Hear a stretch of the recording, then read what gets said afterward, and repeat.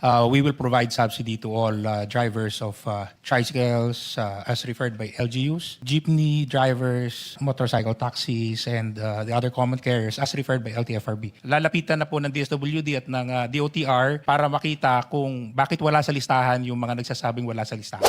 Doon pa lang sa ayuda, meron naman po kaming nakuha sama ng loob. Pinapila po maghapon, mainit, gutom, walang tubig, walang maupuan. Meron naman isang tent para doon sa mga senior siguro. Sila na din po nagsabi, 21% lang ang nakatanggap doon sa total na sinabmit. Sa members po namin, sa kabuuan, 8% lang ang nakakuha. Meron pang mga ruta, doon sa ruta namin, 60 na drivers po ang sinabmit namin pero kahit isa wala pong nakatanggap o wala doon sa listahan. Hindi po dapat pumupunta yung wala sa listahan, okay? Sa amin po, hindi po totoo yung 21% na accomplishment. So, Sistema pong ginagamit nila ngayon, wala po kaming pinagkaiba doon sa nanlilimos na kailangan ibaba muna yung bintana bago kami bigyan ng limos. Ganun po ang nangyayari sa amin, ganun kabigat. Kami yung direktang pumasan ng bigat. Meron na po ba rito sa session hall na to na kayang pasanin yung losses na 1,500 pesos a day? 45 to 50,000 pesos on a monthly basis. Meron po ba rito na pwedeng magsakripisyo sa atin noon? Wala. Mamang tsuper lang po ang nakakapagsakripisyo niyan.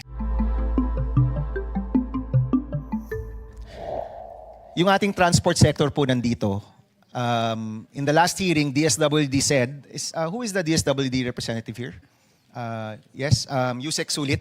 In the last hearing po, sabi ni Secretary Gatchalian, lahat ng jeepney, driver, tricycle driver, bus driver, TNVS, PUV, mabibigyan ng tulong.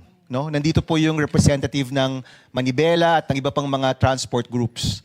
Ano pong expectation ng transport workers mula po sa gobyerno pagdating sa tulong na ito? Thank you, Your Honor. As mentioned by Secretary Gatchalian the other day, we will provide subsidy to all drivers of tricycles as referred by LGUs, jeepney drivers, motorcycle taxis, and the other common carriers as referred by LTFRB. They will be provided, everyone will be provided. Okay.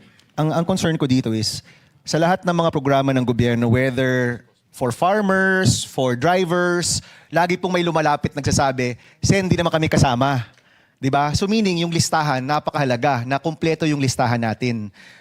In this hearing, Yusek Sulit, can you assure us na yung mga listahan natin, kumpleto talaga? Hindi lang yung mga organized, hindi lang yung mga kaibigan, o hindi lang yung mga malapit sa mga ahensya, pero talagang komprehensibo yung ating listahan. Mamaya, I'll ask Sir Mar to also speak. Yusek Sulit. Thank you, Your Honor. The guidelines on the cash relief assistance presupposes that there is a group assessment done by the partner agencies of the DSWD. As you know, Your Honor, in the past, it's always the DSWD doing the assessment. So we do it individual. This time, since time is of the essence and the vulnerability is sector-wide, so it's a whole of government, whole of society approach. So we tap the LGU to do the preparation of the list based from their official records. Okay, so kailangan nakalista ka sa LGU Yes, para sir, umabot sa inyo yung listahan. For the tricycle drivers, sir. Okay. For the others, covered by the regulatory authority of the UTR, LTFRB, the list will come from them. Okay. So pag jeepney, LTFRB. Yes, sir. Kapag TNVS, DOTR. Yes, sir. Yung TNVS naman kasi may mga kumpanya kaya hindi mahirap hanapin yung listahan. Yung pinaka mahirap siguro yung tricycle driver. Correct, no? Kasi decentralized yung listahan. Yeah, sa LGUs po siya, Your Honor. Okay, so sa mga nakikinig sa ating jeepney driver, tricycle driver, TNVS, dapat may expectation sila na may tulong silang makukuha. Is that fair to say, Yusek Sulit? That is fair, Your Honor. Kung hindi sila kasama sa listahan, anong gagawin nila? Yesterday, in-address po ni Secretary Gatchalian yung mga issue nung wala sa listahan. Ang pangako po ng DSWD at sa utos ng Pangulo, we will provide assistance. We will check whatever fast mechanism we can, conduct in order to provide assistance as well. So yung gagawin po na in-announce kahapon, lalapitan na po ng DSWD at ng DOTR para makita kung bakit wala sa listahan yung mga nagsasabing wala sa listahan. Okay, Mr. Valbuena, sige po, can you give a comment? Yung tanong ko po kasi, lagi pong may lumalapit pa rin na, Senator, nabigyan yung gantong kaibigan namin pero kami wala, di ba? And this was during the COVID response. No? Meron rin tayong pantawid pasada nung panahon ng COVID at nung umiikot kami nung nakarang kampanya last year, yun yung sinasabi sa amin ng mga TODA. No? Hindi ho kami kasama sa listahan.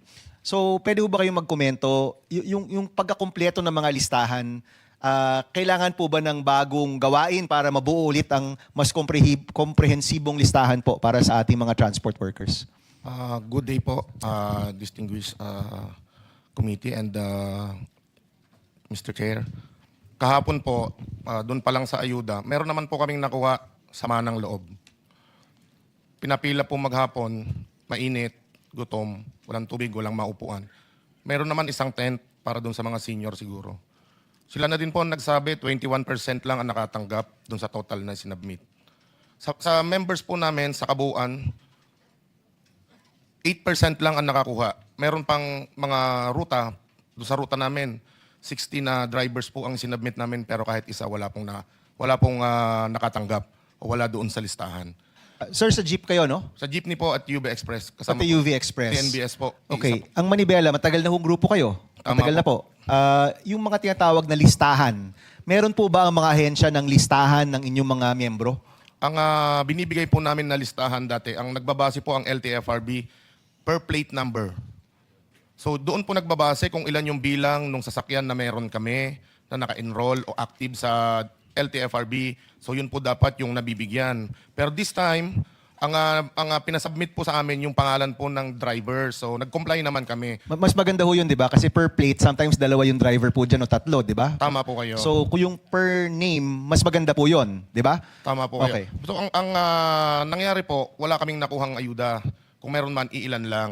So matagal na naming sinasuggest po sa kanila na fleet card ang ibigay ninyo sa amin. Mas madali siyang gamitin. Hindi na ho kami pipila doon sa mga ayuda na to na lahat madidisrupt yung services natin sa mga mananakay. Yung araw na namamasada kayo, nawawala rin. Maghapon din ho kaming nakapila. So kaltas na po kaagad yun. Kung kikita ho sana kami today ng 1,500 pesos na paghahatian po ng driver at operator, nawala din po yun. So magkano na lang ho ang natira doon sa 5,000 pesos? Hindi po ba? Kaya ho, matagal na naming sinasabi, bakit ayaw po gawin ng Land Bank, ng LTFRB, yung ganitong sistema para kahit ilan at sino man yung sumampa doon sa sasakyan, kahit anong klaseng sasakyan, basta intended yung plate card doon sa plate number na yon, mapapakinabangan. At para siyang coupon na automatic may discount po kada karga po namin. Hindi na, mas malaki po yung madi-discount at pakinabang po nito sa amin at hindi nag-aaway na pumipila. Bakit kami? Wala. Nag-submit naman kami ng listahan. On a daily basis, ngayon po, 1,500 to 1,600. Ang nawawala po sa amin, 100 to 120% ang itinaas ng krudo. So dati, kung nagkukonsume kami sa average na 30 liters per day na 53 to 55 pesos, ang kinukonsumo po namin ay 1,200 to 1,400, mahigit 3,000 na po ngayon. Yun ang nawawalang kita at ang tanong po namin, kanino at saan po namin ito babawiin itong mga losses na ito? Dalawa lang naman po yan Sir Mar. Either magtaas ng fare or may suporta sa inyo. Now, ayaw nilang, siyempre yung pagtaas ng fare, marami pong matatamaan. Now, kung ayaw gawin yan ng gobyerno, dapat may suporta po sa inyo. No? Napakasimple, di ba? So, una kong tanong, I know I've run out of time. Nung COVID ho, di ba may fleet card naman nung panahon ng COVID? Tawid pasada card po yung ibinibigay sa amin. Iba ba pero yun? nawi-withdraw po siya.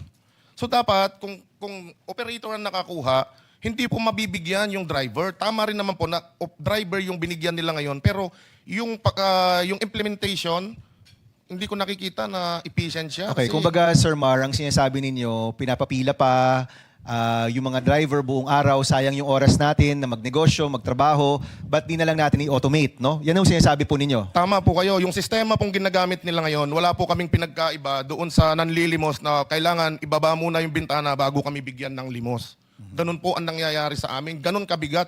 Kami yung direktang pumasan ng bigat. Meron na po ba rito sa session hall na to na kayang pasanin yung losses na 1,500 pesos Per a day? 45 to 50,000 pesos on a monthly basis. Meron po ba rito na pwedeng magsakripisyo sa atin noon? Wala. Mamang tsuper lang po ang nakakapagsakripisyo niyan. Okay, Sir Mar, tatanungin ko lang ang DSWD. ito pong, alam naman ho natin, no, na pag-uusapan natin ang transport workers, sila ang pinakaunang natatamaan dito. Agricultural workers, MSMEs, susunod-sunod po yan, no? Pero sila po yung pinakauna. Ito pong request nila ay sana mas efficient, mas diretso, no? Yung tulong. Iba pang usapan yung kung magkano. Kasi yung binibigay natin, hindi rin naman yan nagmamatch dun sa losses nila. Di ba? Mas maliit yan sa kanilang nawalang income. But I just want to ask this question as my final question. Yung sinasabi po nila, kasi sa palagi ko po, hindi naman to one time eh. Ang expectation natin, this will last 3 to 6 months or more. Kahit matigil yung gera tomorrow, bukas, yung taas ng presyo, nandyan pa rin yan ng ilang buwan eh. So kailangan natin silang matulungan. Ito pong pag-automate or pagkaroon ng fleet card, pwede po ba itong gawin para hindi na po sila kailangan pumila para sa ayuda, mabibigay po yung tulong. At the same time, kung magkano yung nabibigay, na ma-manage nyo rin po. Is that in the plans of DSWD? Your Honor, gusto lang po namin sanang malaman kung ano yung tinutukoy niyang ayuda. Kasi as you know, dalawa po kami nagbigay ng ayuda. Kami po sa DSWD, cash relief assistance po ang binigay namin. At diretso po yun sa mga drivers. Cash or diretso sa GCash? Or Cash po. Cash talaga, okay. At base naman po sa mga news reports, napakabilis. Sobrang bilis nga po. Kasi pupunta ka doon, kung ikaw ay na-vet na yung listahan mo, hindi po dapat pumupunta yung wala sa listahan. Okay? So, kaya po dapat malinaw. Sa amin po, hindi po totoo yung 21% na accomplishment. So sa amin po, pag malinis yung listahan, dumating yung mga kasama natin driver, babayaran po sila. At yan naman po ay matter of judicial notice. Sige, papaklaro natin kay Mar, no? Ito po bang release ng pondo ay mula sa DSWD, DOTR, LGU? Sino po ba yung nagbigay po ng tulong po sa inyo? Mr. Chair, nakakatawa po. No? Magkatabi pa po sila eh. Ang DOTR at ang DSWD, hindi po ba sila nag-uusap kung yung ibibigay po sa amin, kung saan po ba ito galing? Hiningan po kami ng listahan ng LTFRB. Isinabmit po namin yung mga master list po namin. Yung pala, ibibigay din po pala sa LGU. Doble ang ginawa po nilang pahirap sa amin. Kailangan namin ng ORCR, pipicturean kami, kasama yung jeepney namin, hawak namin yung driver's license, kasama yung prangkisa, kasama pa po kung saan presinto kami bumoboto. Mr. Chair, totoo po yan at may mga ebidensya po kami.